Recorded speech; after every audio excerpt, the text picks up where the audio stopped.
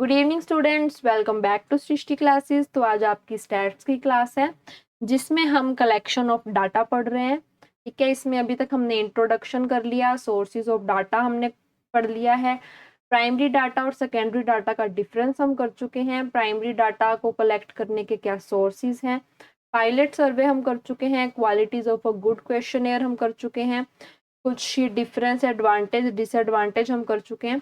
आज हम करेंगे सेंशूज मेथड।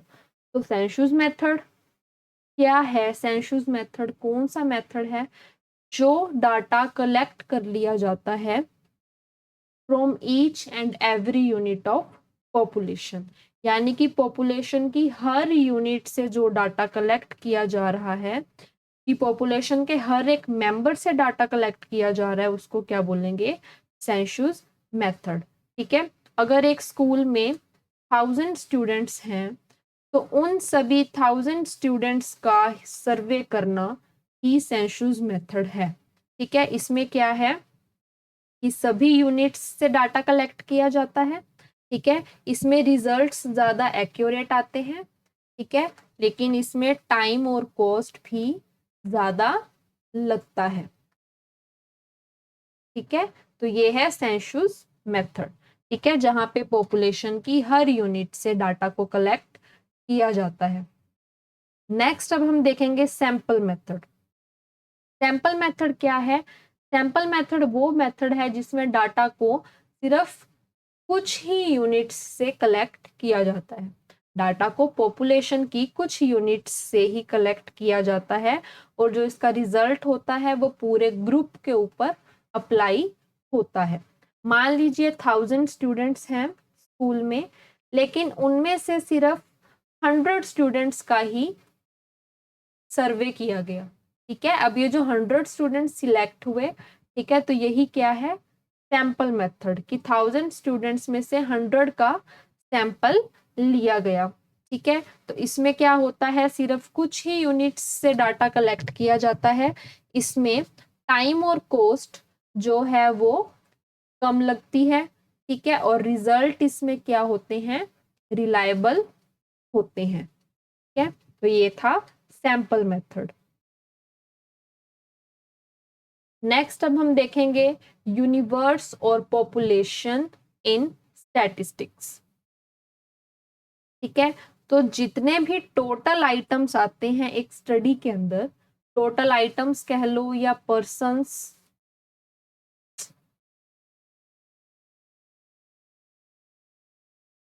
टोटल आइटम्स या फिर पर्सन्स या ऑब्जेक्ट्स जो एक स्टडी के अंदर आते हैं, उन्हें ही क्या कहते हैं? पॉपुलेशन या फिर यूनिवर्स।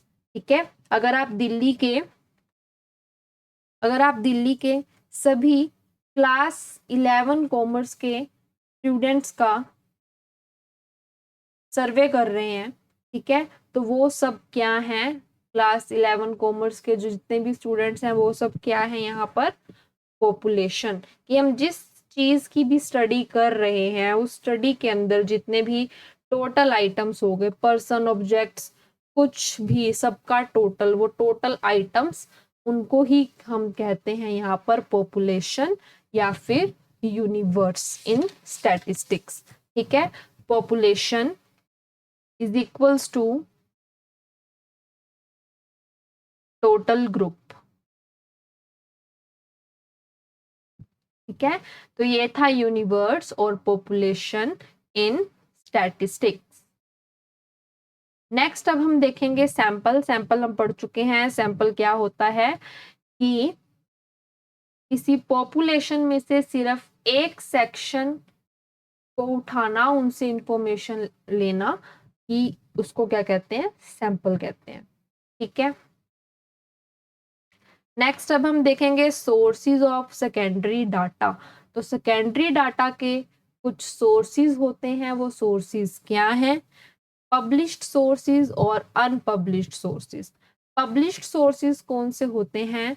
जो पब्लिक को दिखाए जाते हैं। ठीक है, जैसे कि गवर्नमेंट पब्लिकेशंस हो गए, सेमी गवर्नमेंट पब्लिकेशंस। ये data books, newspapers, government reports, RBI reports, ठीक है, इकोनॉमिक सर्वे एक्सेट्रा में पब्लिश होता है। सेकेंडरी डाटा होता क्या है, जो पहले से किसी और ने कलेक्ट किया होता है और हम उसका यूज कर रहे हैं। तो पब्लिश्ड सोर्सेज जो पहले से ही पब्लिश हुए हैं, जैसे कि books, newspaper, government publication, semi government publications. अब अनपब्लिश्ड सोर्सेज कौन से होते हैं, ये डाटा ऑर्गेनाइजेशन अपने इंटरनल रिकॉर्ड्स के लिए कलेक्ट करती है, पब्लिक के लिए पब्लिश नहीं करती। They are collected by the organisation for their own record. यहाँ पे सेंसस ऑफ इंडिया या गलती से लिख दिया, ये पब्लिश्ड सोर्सेज में आएगा, ठीक है।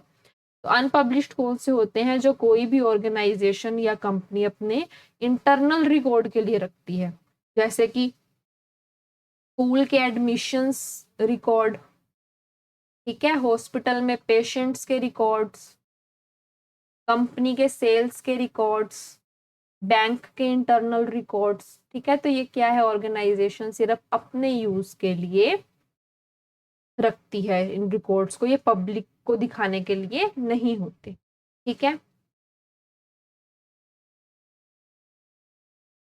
तो आज हमने क्या किया,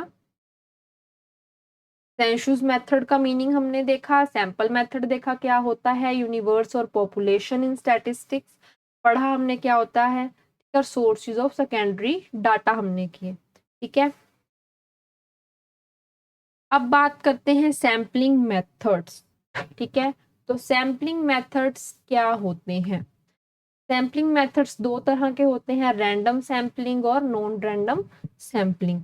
तो रैंडम सैम्पलिंग कौन सी सैम्पलिंग होती है, ये इस सैम्पलिंग मेथड में क्या होता है कि सभी आइटम्स को इक्वल चांस दिया जाता है सिलेक्ट होने का, ठीक है। और जो इंडिविजुअल सिलेक्ट किए जाते हैं are just like the ones who are not selected, तो वो भी उन्हीं की तरह होते हैं जो सिलेक्ट नहीं किए जाते, ठीक है। जैसे मान लो 10 स्टूडेंट्स हैं क्लास में,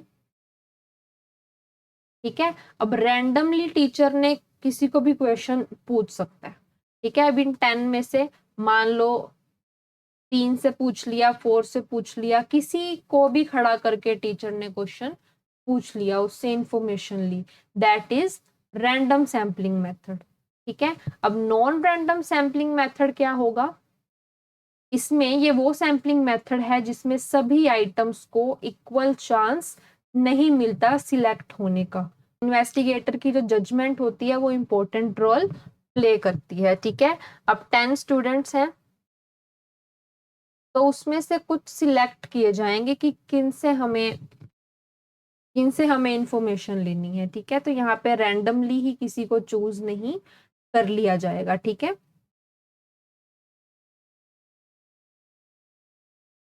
तो this is non random sampling, ठीक है। तो आज के लिए इतना ही, नेक्स्ट क्लास में हम करेंगे स्टैटिस्टिकल एरर्स, ठीक है। Types of non sampling errors हम करेंगे, census of India, national sample survey organisation, सर्वेक्षण। तो ये सब हम नेक्स्ट क्लास में कंप्लीट कर देंगे और हमारा चैप्टर कंप्लीट हो जाएगा। तब तक के लिए रिवाइज करते रहें और सृष्टि क्लासेस ऑफिशियल टेलीग्राम को ज्वाइन कर लें, जिसका लिंक मैं आपको डिस्क्रिप्शन बॉक्स में या कमेंट्स में पिन कर दूंगी, ठीक है। वहां से आप फ्री नोट्स को डाउनलोड कर सकते हो और अपनी रिविजन्स को और अच्छा कर सकते हो, ठीक है। तो मिलते हैं नेक्स्ट क्लास में, थैंक यू।